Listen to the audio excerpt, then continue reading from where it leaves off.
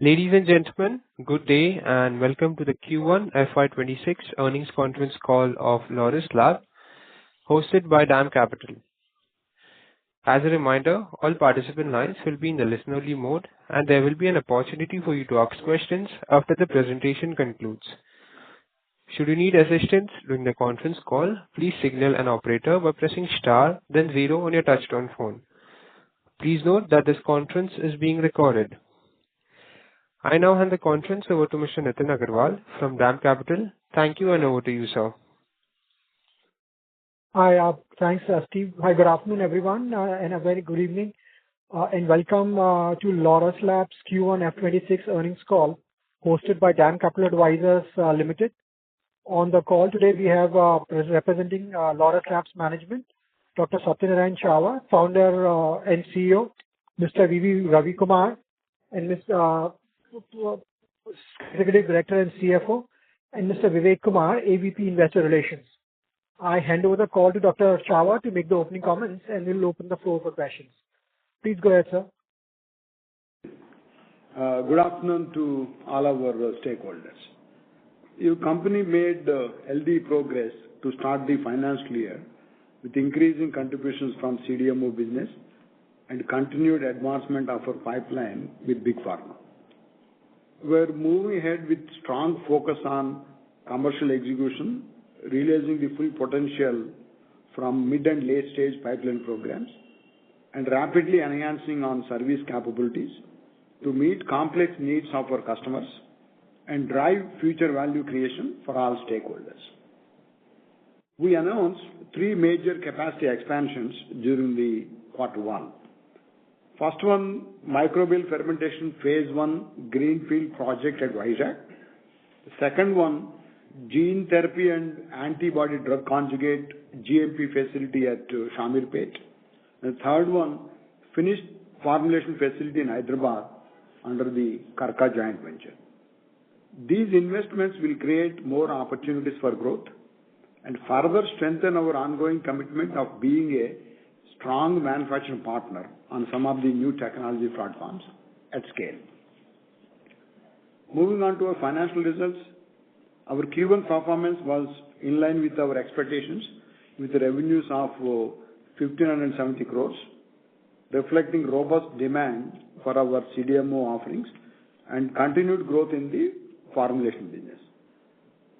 Gross margins further expanded and are at 59% range, and EBITDA margins expanded by 10.5 percentage points to close to 25%, following better operating leverage, product and segment mix. As we look forward, we remain confident in our outlook for improved growth in the rest of the year. To begin, I'd like to share key updates on our CDMO business. We are seeing a very good progress in this division with sustained demand in our high-value integrated offerings. We achieved very strong growth for the Q1, registering a sales of 493 crores. This growth was mainly driven by several mid to late stage NCE deliveries and an increase in sales from new manufacturing assets. Pipeline momentum was healthy across clinical commercial phase, with the mix shifting towards increased big pharma projects. In specific, a lot of customer interest seen around biocatalysis, flow chemistry, high energy chemistry, controls manufacturing, peptide manufacturing, etc. As on date, we have a pipeline of over 110 active projects, over 90 in human health, and about 20 in animal health and crop sciences. We continue to invest in our capabilities and commercial offerings in line with what market needs. Accordingly, additional capacity build-up is in progress, particularly in relation to complex molecules, including peptides. When it comes to Laurus Bio, our large molecule CDMO division, this division reported subdued Q1 sales of 29 crores, which was flat year on year. The sales impacted from customer-specific scale-up challenges. However, We remain focused on building strong, diversified pipeline across segment and customers. We have few potential long-term partnerships under discussion with the new and existing CDMO partners, utilizing enzyme engineering platform. As we discussed, construction work for the commercial scale fermentation facility in Vizag commenced this quarter. The plan is to create over 400 kiloliter capacity in phase 1, which is expected to go online by the end of 2026. We believe the new site will further accelerate on high quality CDMO service capability and growing our industry position.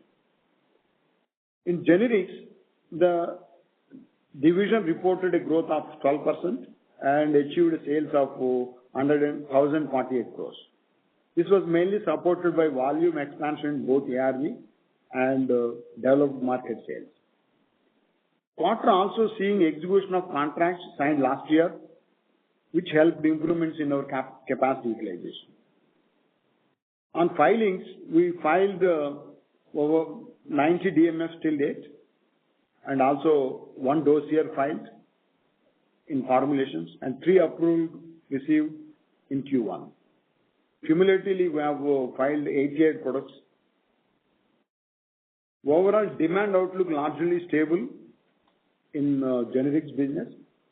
However, focus continued on rebalancing the generic R&D and manufacturing resources, mainly to enhance product pipeline and meeting the delivery commitments.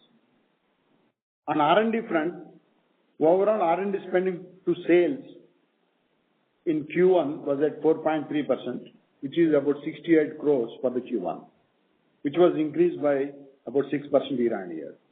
The expenditure including our spend on CGT, cell and gene therapy. The R&D spend is in line with our full year target, and we continue to invest in portfolio with product specific approach based on complexity and scale economies. Besides, accelerating the adaptation of sustainable technologies. Let me share brief on quality. In Q1, the company underwent close to 39 quality audits by multiple regulatory as well as key customers.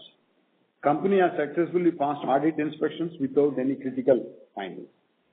In summary, our technology platform commercial performance today continues to enable meaningful advancement of pipeline projects as well as business development opportunities.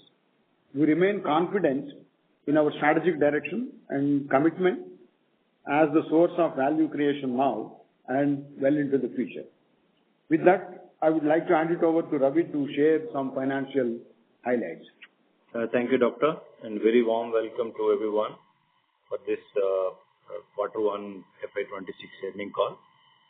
Total income from operations is 1570 crores with a growth of 31% year-on-year, and the momentum has come from the CDMO and the generic division business.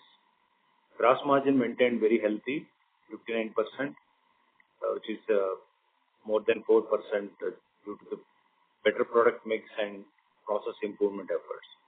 Apart from that, raw material price improvement also.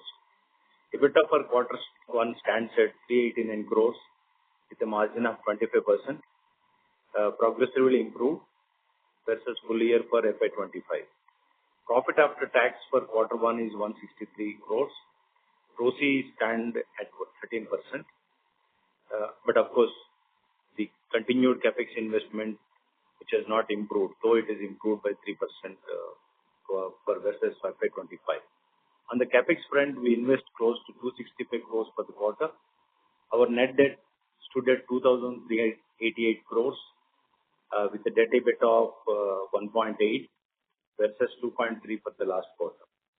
On the capital allocation front, our strategy remains unchanged, and we will continue prioritize investments into high-value business segments to drive near and long-term growth and returns for our shareholders. You can refer our IR presentation for more details. With this, I would request the moderator to open the lines for Q&A. Thank you. Thank you very much, sir. We will now begin the question and answer session. Anyone who wishes to ask a question may press star and 1 on their touchtone telephone. If you wish to withdraw yourself from the question queue, you may press star and 2. Participants are requested to use handset while asking a question. Ladies and gentlemen, we will wait for a moment while the question queue assembles.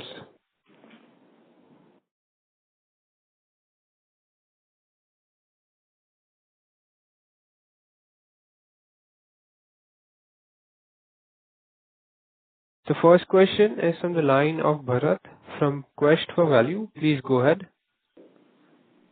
Yeah, hi. Firstly, I'd like to congratulate Dr. Satya and Raviji for delivering a good set of numbers.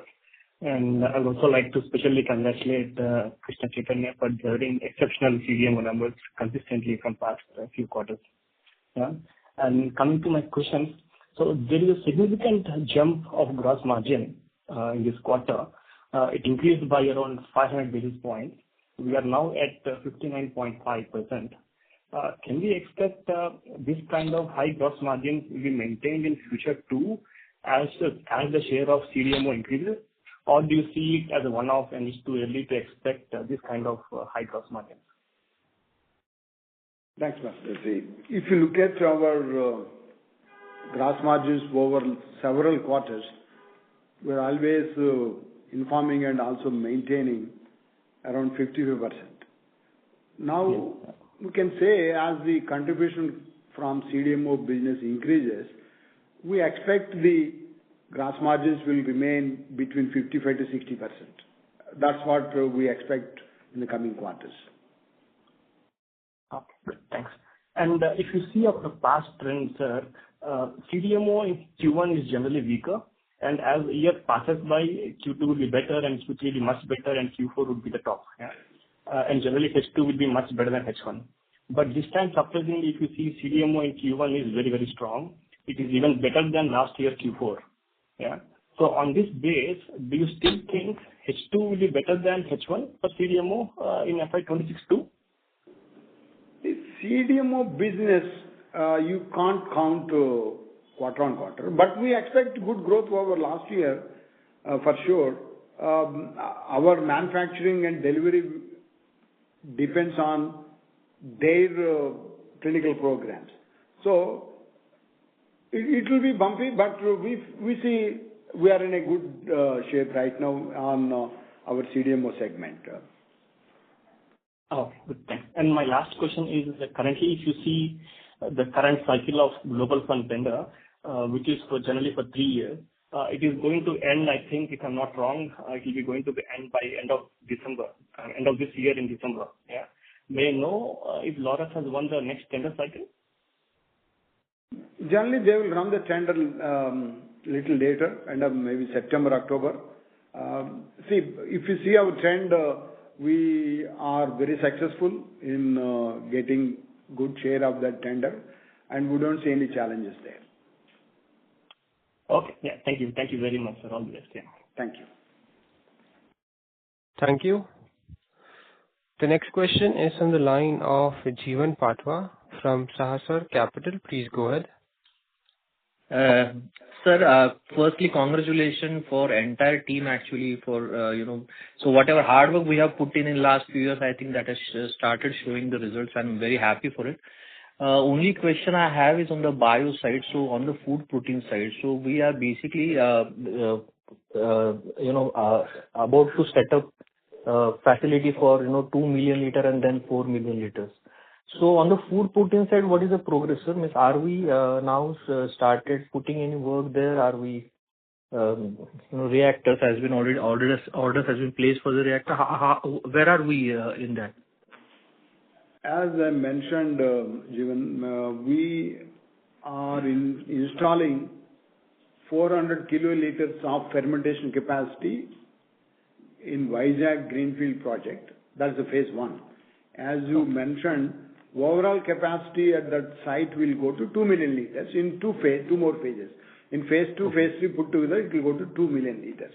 And we have very good visibility about utilization of that fermentation site, which product, which customer and all. Like we are gaining confidence and gaining visibility in our small molecule CDMO segment. We're also seeing a lot of visibility now, what customer, what project, what price, what timelines on our large molecule CDMO.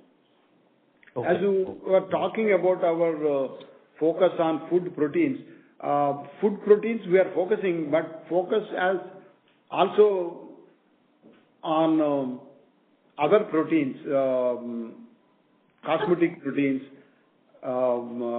some polymers produced by fermentation. So the offerings are becoming very interesting, which are also at scale. Wonderful, sir. Wonderful, sir. And second question I have is on the ImmunoAct. So how do you see the ramp up in number of so capacity? I understand it will come on stream by September. But in terms of the response from the market, I just wanted to understand your feedback on that. How is the response from the market? Are we also seeing foreign national traveling to India to get this treatment done in India since the cost is much lower? There are some more treatments offered to foreigners. That was based on the hospital's choice. What is also happening, we are also trying to build overseas presence by entering partnership with some big pharmas in those regions. Maybe in the near future, we'll give you more details on our global expansion of CAR-T therapy using ImmunoAct. Okay, great, sir, great. And third, last is on the gene therapy, sir. So we are setting up a viral vector facility in Kanpur, right? So, any update there, sir? So there is a change in our approach because our thought process changed from 2,500 square meter facility to 6,000 square meter facility. So there is no space available at Technopark in Kanpur. So we have moved idea of that facility to Hyderabad, Genome Valley, where we broke the ground for a 6,000 square meter facility. And whatever gene therapy, viral vector, and also that building houses antibody drug conjugate GMP facility as well. So because we have added another therapy ADCs, we thought to move to Hyderabad. Yeah. Okay. Okay, sir. Thanks a lot. Thanks a lot. The next question is from the line of Rahul, an individual investor. Please go ahead. Hey, thank you for the opportunity and congratulations on the great set of numbers. Dr. Chava, if you can possibly paint a picture for us, we've over the last 5 years, we've kind of come a long way. And the product mix has changed, and now we see the CDMO revenue contributing to 30+%. Last, probably 5 years ago, it was less than 10%. At this point, we see the contributions from the bio division to be less than 5%. How do you see this product mix changing, 5 years out, and what is the vision of the company over there? If you can, share a bit on that, I'd be interested in listening. While we continue to focus on our core, which is APIs and integrated offerings in generics, we are also increasing our investments, capex, resources, and technology platforms to offer wide variety of services for late clinical and commercial human health, animal health, and crop science programs. As you mentioned, currently the CDMO contributes over 30% of our revenue. We expect it will continue to grow. We have in the near future, near to medium term future, we expect it has the potential to touch 50%. Yeah, so, that's our guesstimate.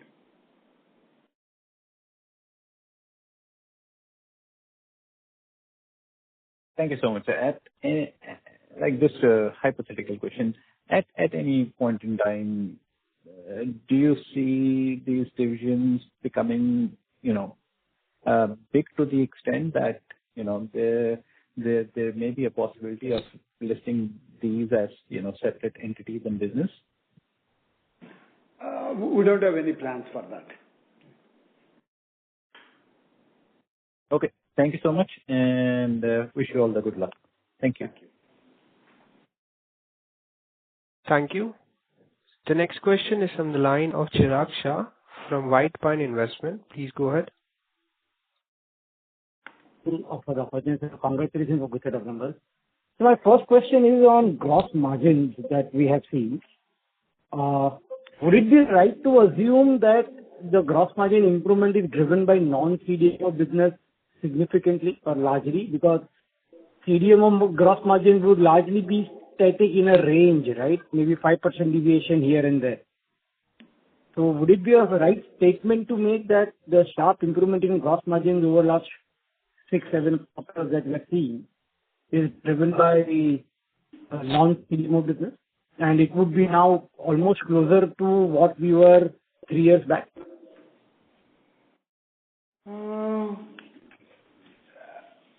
If you look at our quarter-on-quarter performance, our revenue decline came from ARVs and other generics, whereas there was a growth from CDMO. So I think these two contributed the gross margin expansion. But sir, would it be right statement that in gross margin in CDMO, your gross margins would reasonably be stable irrespective of the stage of project, whether it's an early stage or a late stage, or it materially varies gross margins based on the stage of the project that you are? You are right. Generally, the gross margins remain similar irrespective of stage and scale of the project. Yeah. Okay, that one. It answers my question. So, and sir, then in that case, which part of the non-CDMO business has been contributing to margins? Because if I do some mathematics, there is a significant improvement of almost 700 to 1,000 bits in non-CDMO gross margins. So is it the ARV part or FDF part which is driving, or if you can just shed some light? It's majority came from non-ARV. Majority came from non-ARV. And is there further scope of improvement over there, or rather, what is driving that non-ARV performance? It's based on some shipments. As I mentioned, we expect the gross margins remain between 55 to 60. Earlier, we used to say around 55. Now we are saying it will be between 55 to 60%. So that's a very healthy, and we expect we'll be able to maintain that. Sir, one last question. Any pre-buying that you have witnessed or any indication of pre-buying given the potential risk of some tariff that could come across? So is there any pre-buying that you have witnessed from your customers? I think it's a very difficult question to guess and answer. So we have to wait. And as you have seen from our results, see, our dependency on formulation sales to US are not that significant. So, yeah. Yeah. Great. Thank you. Thank you very much. Thank you. The next question is on the line of Tushar Manudhane from Motilal Oswal Financial Services. Please go ahead. Am I audible? Yes, very well. Sir, just on CDMO business, now that, the animal health facility is commissioned, even agrochemicals, so has this contributed meaningfully for the CDMO business for the quarter? Or the other way to ask is, if you could break the CDMO business into human health, animal health, and the agrochemicals and ingredients. The contributions from human health and animal health were there in this quarter. nothing significant from crop sciences in this quarter. So will that come up in the coming quarters? Is that the safe assumption, or it will take some more time for the facility to sort of get stabilized? We expect meaningful revenues from crop sciences will only come next financial year. So just one more on this aspect. From the return on investment perspective, like the KL facilities, whether to utilize for ingredients for human health or animal health or crop sciences, after sort of determining, is it the similar chemistry and hence it's just a different application, or how to think about it strategically for next 5 to 6 years? So the facilities for animal health are segregated and dedicated. You can't use that for human health or crop sciences. Similarly, the crop science facilities are also segregated and dedicated. So those can be used for only crop sciences. So interchangeability of these two facilities are not possible. Whereas human health, we have large capacity where we can do these projects in multiple sites at multiple scales. Understood, sir. And just lastly on bio side, where there has been certain issues with the customer, so probably if that customer comes back or if we have new customer, like tentative timeline approximately for this business to sort of revive? Oh, there is no challenge. It is only delay. The project now, the bottleneck was resolved. Things are back to normal, and we don't see, when we look at the entire year, we don't see any big challenge achieving what numbers we thought at the beginning of the year. Got it, sir. Thank you. That's it. Thank you. Thank you. The next question is from the line of Sajal Kapoor from Anti-Fragile Thinking. Please go ahead. Yes, many thanks for taking my question. Dr. Satya, any progress update you can share regarding the Willow Bio's AI-driven bioengineering platform partnership we are progressing with? What advantages does bioengineering provide over chemical, conventional chemical synthesis in terms of efficiency, cost, and sustainability, please? Sajal, what programs we are working with Willow using their AI-driven enzyme engineering platform, primarily hydroxylation platform. Adding hydroxy groups on steroidal backbones. That's the one we are working. There are multiple programs. Maybe in this financial year, one program will go from lab to pilot mode. And we expect 2 more programs in the next financial year. And do we expect the learnings out of this program to be kind of integrated into some of our future ventures? Because bio is a very emerging, promising area, and we are just exploring perhaps the tip of the iceberg. Our partnership with Willow is primarily meant for steroids and hormones, where hydroxy, our Bengaluru team is doing development, whereas Willow is doing research. I think they identify the enzyme and then they give it to Bengaluru team for optimization.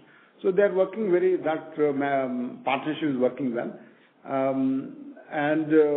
We currently are not intending to use that technology on any other program right now.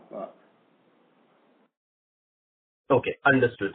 And thank you for that. Raviji, this new capex investment of over 5,000 crore that we have announced in Andhra Pradesh, I guess will be executed over multiple phases and years. So, and if my assumption is correct, can we therefore anticipate maintaining a healthy net debt to EBITDA ratio despite this massive growth capex? Yes. As we indicated before, we are going to invest 5,000 crores in the next 5-year time. I think cash flows, internal cash flows will sufficient to take care of it. As we indicate, we don't make our net debt is more than 50% of our revenue any point of time. Sure. And And finally, in the context of Trump's Make in America, Big Pharma is investing heavily in biologics, gene therapies, weight loss drugs, even diagnostics, and more to expand, capacity and strengthen their supply chain. So, and many of them, from Roche to AstraZeneca to Eli Lilly, almost all of them have announced, multi-billion-dollar capex in the US. So, how will these investments by innovators in the US affect the outsourcing and CDMO industry?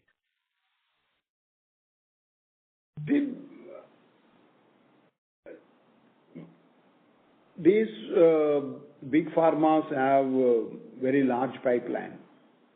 Maybe part of the supply chain will be located in US, part of the supply chain located outside. We have to see how it evolves. Yeah, everybody is announcing a lot of investments in US, but we don't see beginning of impact. So, as you mentioned, they will not move core chemistry to US. They may move cell and gene therapy, finishing steps. So the demand for intermediates will remain constant or increasing, maybe. Yeah. And maybe small molecules APIs as well. That's not going to move to US. Yeah, that's what we believe. Yeah. Yeah. Sure. That's all from my side. Thank you so much. Thank you. Thank you. The next question is from the line of Vivek, an individual investor. Please go ahead. Good evening, sir. I have a question regarding the Laurus Bio, sir. You have mentioned that there is a pricing challenge in that particular slide for the Laurus Bio. Could you please share the details on the pricing challenge? And the second question is that what can be how big it can become in next 5 to 10 years, the Laurus Bio itself? See, the pricing challenge at Bio pertains to hiring reactor months to product billing. So that was the one shift happened, because in the not clinical trials, since we don't know how many days fermentation will take, how many days the downstream processing happens. So customer is to pay per month or per batch. Once the product stabilizes, then the billing will go to per kg. So that's the pricing shift happening for when the product mature. Yeah. And the question regarding the opportunities in the next 5 years, we see significant potential. That is the reason we are investing a lot of money in greenfield projects. As we mentioned, the phase 1 itself, we are creating 400 kiloliters capacity, and eventually it will go to 2 million liters fermentation capacity. Okay, sir. Thank you for answering the question, sir. I will join in the queue, sir. Thank you.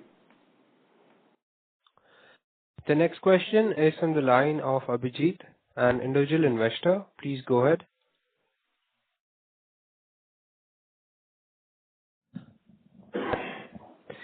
Mr. Abhijit, your line has been unmuted. Please go ahead with your question. Yeah. Am I audible? Audible, Abhijit. Yeah. Great set of numbers. I have a question with regards to the FDF. If you can see on a quarterly basis, there's been a reduction. Is this the volatility in these numbers have been there for the last 4 quarters, as in the presentation. So is this going to continue? Is there any stability that is going to be there in the generic FDF and the generic portfolio? That's one question. The majority delta in our sales in FDF is coming from how many millions of packs of antiretroviral we are shipping in the quarter. So overall, we are shipping the same numbers, but depending on the approvals from various countries to ship, logistics and all, revenue recognition, because most of them are sea shipments. So those are the factors contributing to the variation in the generic formulation sales. Okay. My next question is with regards to this crazy move that everybody is making in India and globally about peptides and the opportunity for GLP-1 and weight loss drugs basically, and also other peptide products. Is there any opportunity that is available for Laurus also in this space? We believe so. Okay. You don't want to go more further about it? Yeah. I mean, you don't want to disclose, I guess. Is that correct? Okay. Yeah. Okay. Thank you. Yeah. Thank you. Thank you. Thank you. The next question is from the line of Ankush Mahajan from Shantam Wealth. Please go ahead. Well, congrats for a good set of number. Sir, can I get a breakup of this 5,000 crore capex? How much is going for the CDMO over the next 5 years? No, we have not disclosed that. It will interchange based on the business opportunities. Okay. Thank you, sir. Thank you. Thanks. That's all. The next question is from the line of Tushar Manudhane from Motilal Oswal. Please go ahead. Sir, just a bookkeeping question on this ARV business. If you could do breakup of formulation and API, please. Yeah, just give me 1 minute. We'll give you the ARV APIs is 363 crores and formulations is 284. Yeah. About 640 crores both put together. Sorry, 647? Yeah. So that's Yeah, 363 around 640 crores both APIs and formulations put together. 360 and 280. So the non-ARV formulation, we've seen a bit moderate run rate over past maybe few quarters. If you could share how we sort of think of growing in this segment. We are expanding our capacity for non-ARV formulations and which will be qualified by end of this year. So we can expect non-ARV formulations should grow from Q4 onwards. But on the product approval side also there has been bit slow. Correct me if I'm wrong. Not a revenue growth primarily comes from contract manufacturing of integrated formulations, both API and FDF. So once the capacity, we are doing tech transfers. Once the capacity is qualified, we don't see lag in revenues. Got it. Thank you. Thank you. Thank you. The next question is from the line of Chirag Shah from White Pine Investment. Please go ahead. Yeah, sir. Thanks for the opportunity again. And sir, apologies on going back to the gross margin point. So on the non-ARV side, would it be a right statement that we are almost at the peak gross margins that we had in the past, around 2021?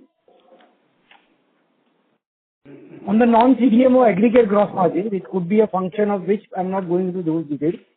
But non-CDMO gross margins would be closer to the peak maybe of F21 or 22 that we had. Yeah. So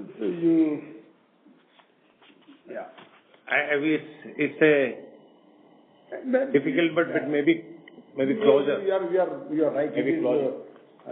We had a very good gross margin. I'll put it that way. Yeah. So my actual question is, so what are we doing from here on to improve that piece of gross margin further? As we grow our CDMO business, today we haven't achieved operational efficiency. Still a lot of unutilized capacities and all. As we grow our revenues, we are not going to grow our R&D and quality staff proportionately. We are going to increase other expenditure proportionately. If you look at when our revenue was less, our cost of employees went up to 16-17%. Sometimes it was around 10%. So we are at the beginning of that benefit of operational efficiency. Yeah.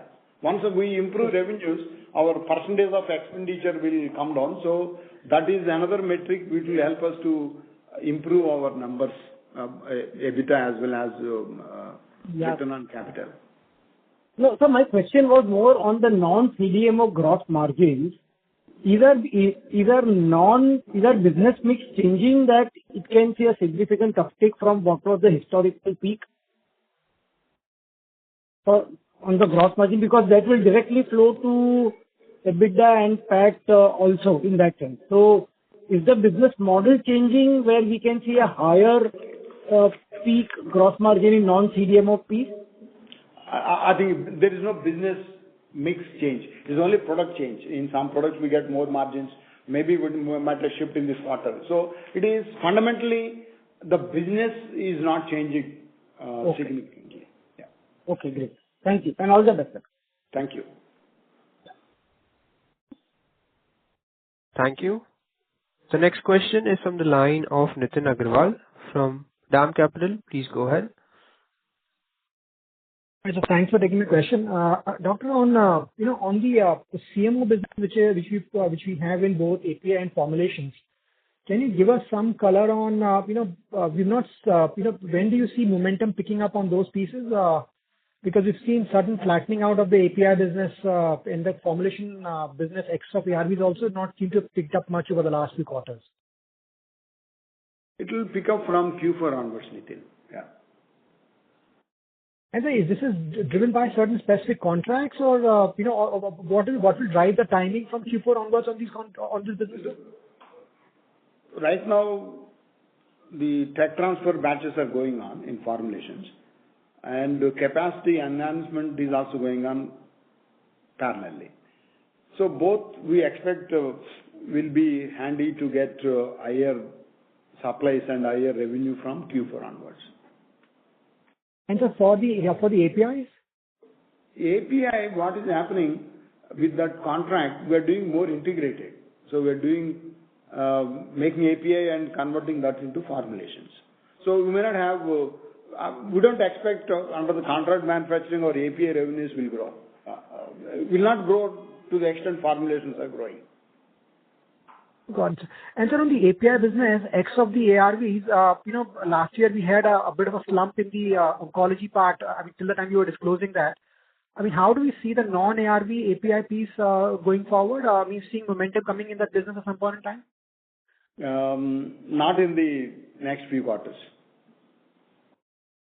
And then what is the reason because of which there has been some challenge on this piece over the last? It's not challenge. Is a by choice actually. The reason is we have allocated more resources to take up more CDMO projects instead of allocating to significant number to generic API development. So we took that as a decision made by internal people. I think we are also expanding our R&D strength. Once that is done, we will put resources back in development, validation of generic APIs. We also need capacity to do that. So there are multiple things. So right now we made an informed decision internally to allocate resources to CDMO projects. Okay, so that makes sense. And so in the CDMO business, I think the question was asked earlier also. So because we've had 3 very strong consecutive quarters on the business. Where growth has come through sequentially for the last few quarters on a QOQ basis. Now, on this basis, how should we think about quarterly growth for this business? Is this going to be linear, or we expect some lumpiness as we go forward? The overall year we can comment is going to be healthy growth. Okay, and there's probably some volatility on a QOQ basis as we go through the quarters. We are not expanding that. Because ARVs, some business we know very clear. See, it is not that we will get an order for CDMO in July and we deliver in September. It's not that. So it's a long lead time. We know very clear what molecule we're making, how much we're making, which is the customer, what price and all, pretty well for this year. So we see comfortable and we expect good growth in CDMO revenues overall for the year. And sir, if you can on the CDMO part, how many products are we supplying? How many have got against which we're doing commercial supplies at this point of time? And typically, how should we think about, typically given your pipeline, how many new products can get commercial typically on an annual basis given a pipeline over the next couple of years? It's difficult. We don't want to guess that number and confuse all the investors. So I think as you have mentioned, we have grown significantly in CDMO quarter on quarter for the last 5 quarters. And numbers only will speak. That's what we don't want to forecast our partner products. Yeah. So when it comes to here, we are telling will be around 2,500 crores plus or minus 200 crores. We have visibility there. In CMO, in generic, we have visibility. In CDMO, we don't want to guess and give a number. Got it. And then in your opening, last one on this, on the opening comments, you made a few references to the fact that a lot of big pharma contracts supplies have started or are scaling up, for our CDMO business. I mean, so is this, so if you can just probably on the when you highlight the big pharma part, how should one read it? Is it essentially leading to larger contracts, or these are more strategic partnerships? And Nitin, I think we are going I think beyond on the CDMO. We cannot disclose more than what we have done on this. Yeah. Okay, sir. Sure. No problem. Thank you, sir. Thank you. Thank you. The next question is from the line of Forum Parekh from Bank of Baroda. Please go ahead.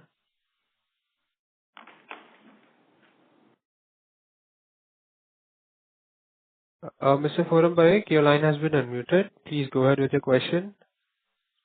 Yeah, thank you for the opportunity and congratulations on a very good set of numbers. There was one comment made on the CDMO side, which was very big, that the contribution is now 30% of the sales and we expect it to touch 50%. So can you give some more clarity on, by when can we expect this kind of contribution to come in from CDMO? No, we mentioned it has the potential to go there, and we are not attaching any year to that. Okay. Yeah. Well, yeah. Yeah, but like somewhere in 5 years down the line, can we expect this kind of potential run rate? We are not giving any forecast there. Okay. And secondly, on the ADC front, we have mentioned couple of times that we endeavor to go into the ADC side also.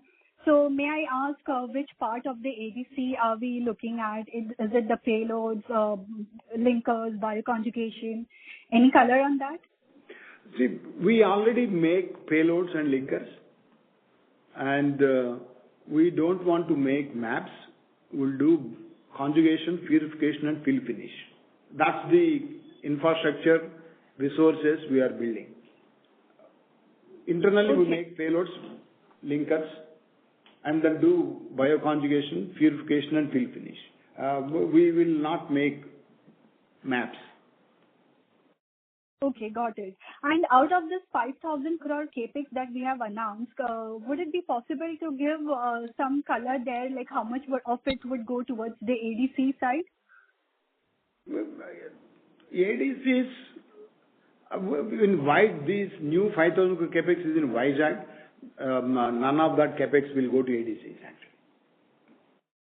Okay, got it. Thank you. Thank you. Thank you. The next question is from the line of Gaurav from Antique Stock Broking. Please go ahead. Hi, thank you. Doctor, good evening. This quarter we've seen a significant jump in your employee expenses, almost 23%, 21% quarter on quarter, year on year. Any non-recurring expenses here, or this is the new base? And the part is non-recurring, in the sense once in a year you will get. Actually, we are giving a long-term service awards for the people who stayed us for a longer period. And of course, there is an increment over the last year, last quarter. That's also reflected apart from the additional manpower. So quarter on quarter, we may see some decline in Q2, right? From this number. I don't say decline, but it will not have that kind of an increase. We are also expanding our team strength. So we keep on recruiting more and more to our expanded facilities. So it will maybe you can consider that as a new norm, maybe. Yeah. Got it. Thank you. On the ARV side, we've seen growth this quarter, year-on-year growth in this quarter, but you're still maintaining your guidance of no growth for an overall full year basis. Any particular reason why still you're not seeing growth in this segment for the full year? Is it just uncertainty on the global tender? We kept some margin. See, we have seen significant price drops in ARVs. If there is no price drop, we may go a little better.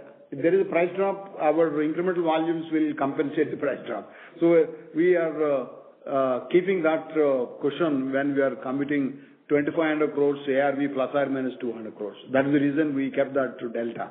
Yeah.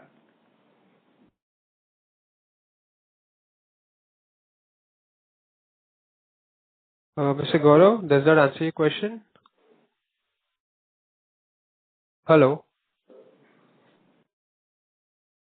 He must be dropped off. Yes, sir. We'll move on to the next question. It's from the line of Yasir. Please go ahead. Good evening, Dr. Satya. Congrats on a great performance. I would like some qualitative inputs in terms of CDMO business. Is it large volume sort of chronic drugs?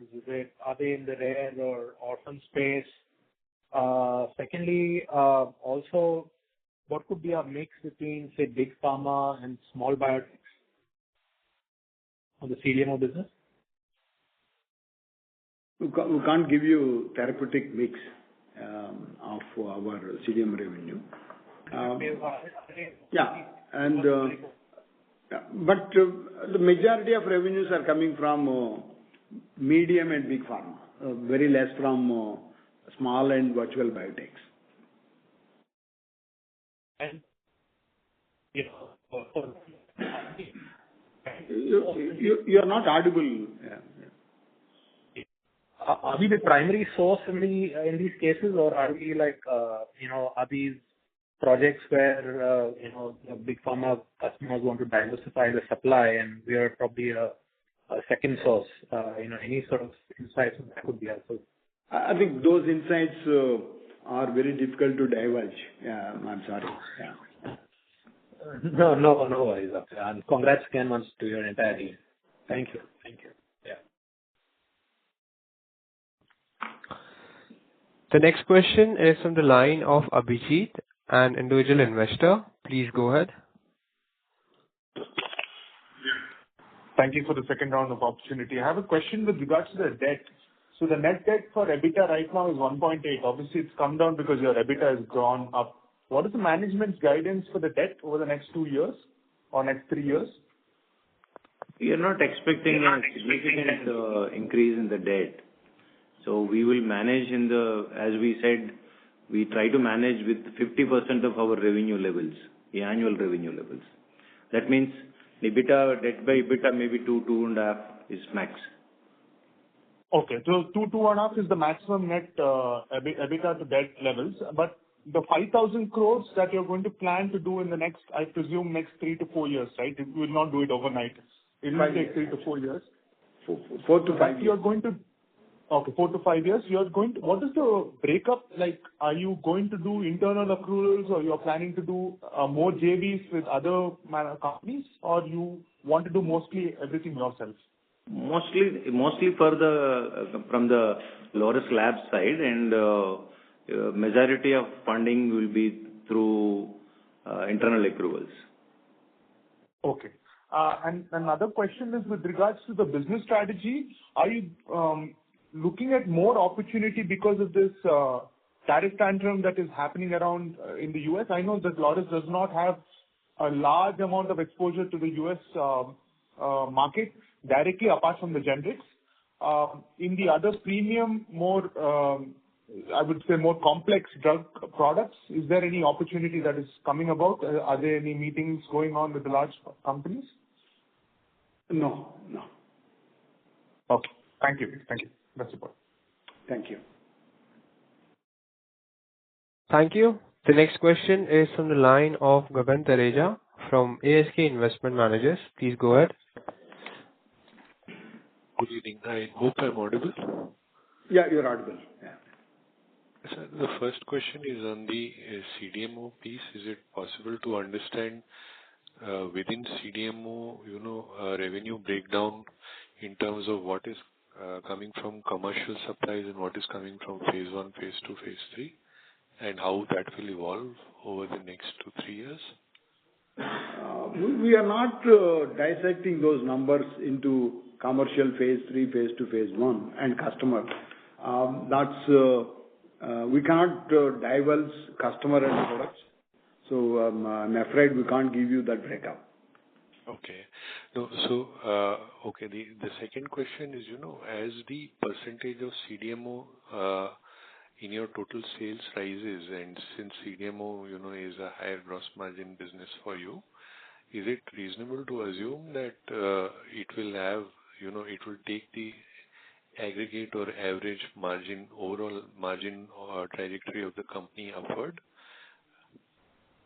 Yes. As the contribution and percentage from CDMO grows, we expect both gross margin and EBITDA margins should continue to go up. All right. And sir, the final one is, on the ARVs, lenacapavir and cabotegravir both have issued voluntary licenses. Even WHO today now, seems to stand very strongly behind bringing in lenacapavir, advocating for lenacapavir as probably the preferred treatment and bringing it in the emerging markets as well via the voluntary license route. So first question is, would Laurus have an opportunity in lenacapavir? We are not part of the licensee of lenacapavir. And lenacapavir will be part of the guidelines for prevention rather than the treatment. That's one. And cabotegravir, rilpivirine, we have developed API, and we have a few partners using our APIs. Lenacapavir, we are not part of the licensee. Yeah. Okay. Thank you, sir. I'll get back in the queue. Thanks for taking my questions.